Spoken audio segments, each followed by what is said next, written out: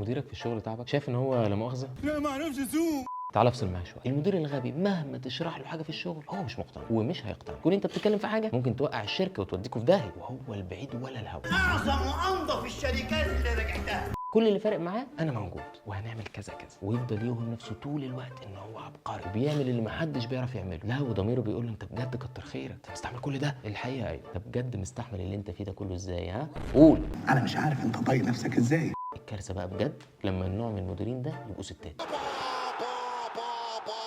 ده بقى بيبقى اسمه اوف اح بوم طرخ، حرفيا بيبقى لقاء سحابه يا جماعه. والله لا تقول لي ميسي ولا رونالدو، انت بتبقى باصص لها كده وايدك على خدك وتسال نفسك ازاي في حد بالدماغ الجزمه دي. خلينا نتفق ان اللي بيغرق الدنيا بغبائه هو بيبقى مش متعمد ده، لكن احنا برؤيه بسيطه وزوم اوت كده هتلاقي ان النتائج السيئه اللي بتسبب فيها الغبي مقارنه بالمدير المؤذي هتلاقيها واحده. انت مش محتاج ان انا اصدمك واقول لك ان النوع ده من المديرين بيبقى وقته طويل قوي في الشركه، وغالبا بيترقى كمان وانت تقعد تضرب كف على كف.